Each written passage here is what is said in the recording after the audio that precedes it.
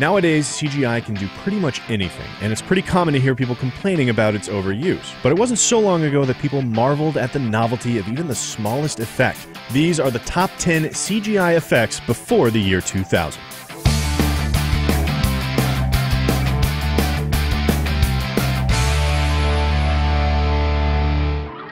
Then man your ships, and may the Force be with you.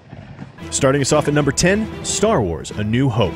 Yes, the spaceship battles were unprecedented, and lightsabers were pretty much the coolest thing since disco music. It was the 70s after all, but those actually weren't computer generated. But the trench run briefing was. This 3D model of the Death Star was slowly and painstakingly made by hand at the University of Illinois for the movie, and it was the second instance of 3D CGI in a feature film ever. And if these cutting-edge graphics don't immediately knock your socks off, remember that it's 1977 and people are still drooling over Space Invaders. And although more recent technology has given the original trilogy a more CGI makeover, we prefer to stick with the trench run.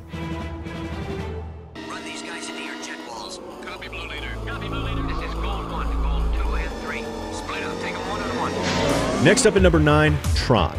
Just 5 years later, CGI had evolved to this. Tron featured almost 15 minutes of full 3D CGI used not as a futuristic display, but as the entire story world, including the now famous light bike duel. The 3D cuts inconspicuously with the live-action footage with only a little suspension of disbelief. Sure, it helps that the story logic calls for it to look like a video game and it lacks the polish of Tron Legacy, but it's surprising how watchable the sequence is today, mostly because the makers of Tron worked with their technological limitations, not against them.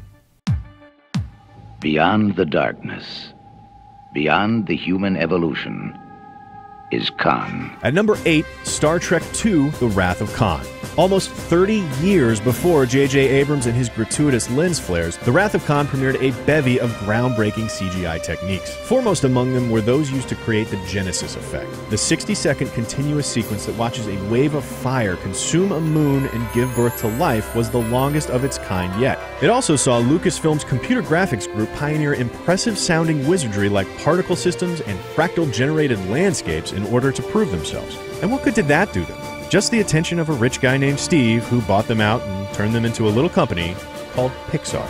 But before Pixar became Pixar, they had a few more records to set, including number 7, Young Sherlock Holmes.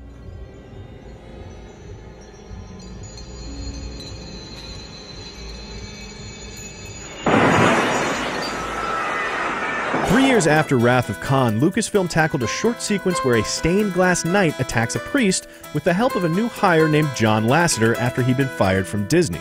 It took Lasseter and his team 6 months to create this sequence. And this is it, right here. What you're seeing right now is the whole thing, start to finish. But this was the first fully CG character ever created, which is a massive achievement for such a forgotten movie.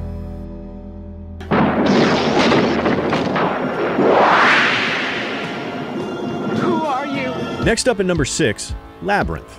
Not 1 year after the first CG character appears do we see the first photorealistic animal. No, not one of the Muppets, but the CGI owl at the very beginning during the credits. Okay, so it's not exactly photorealistic by today's standards, but compare it to the detail in Tron just a few years before, and it might as well be a photograph. And speaking of Tron, the owl was made by some of the same people who animated the Tron light bike sequence, which is going to become a theme here. The same few innovators driving an entire fledgling industry towards where it is today. Sweet Christ almighty. I think it likes you.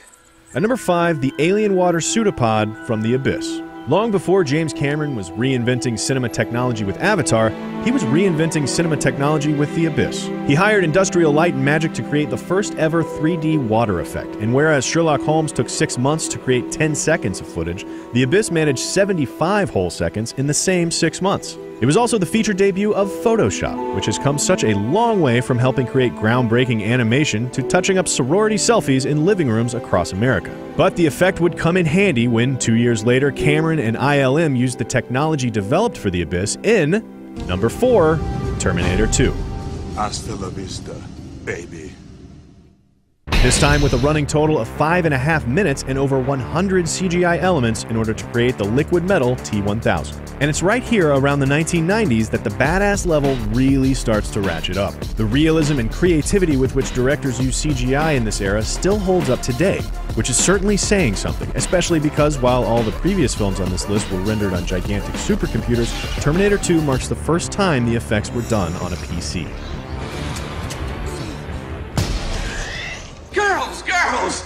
Let's just calm down. I'm sure we can settle this peacefully and... Next up at number 3, Death Becomes Her. So far, we've seen stained glass, owls, water, and robots, but no humans.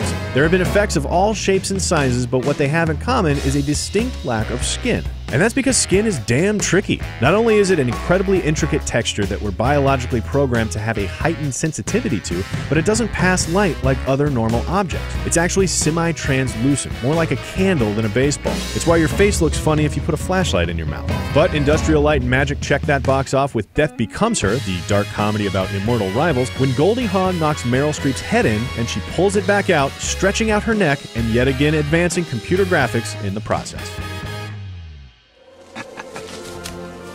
You did it. You crazy son of a bitch, you did it. Closing in at number 2, Jurassic Park.